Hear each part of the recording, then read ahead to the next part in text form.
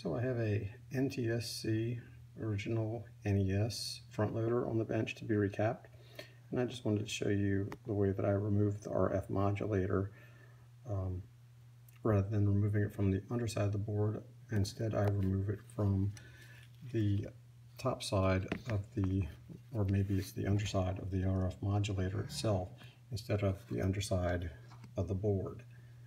After I desolder all those little grounding points and everything, I like to leave this intact because with all the heat there, with those plated through holes, there's a chance that you could potentially overheat things and destroy one of those holes, and then you lose one of the signals. Also, if you do it that way, there's a chance that, say, if you over insert the pins when going back in, it might make it a little bit harder for you to get things to line up properly once you get the RF modulator back into place.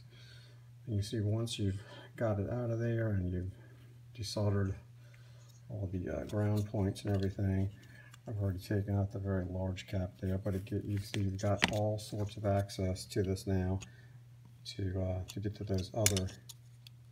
smaller caps that are right behind the voltage regulator.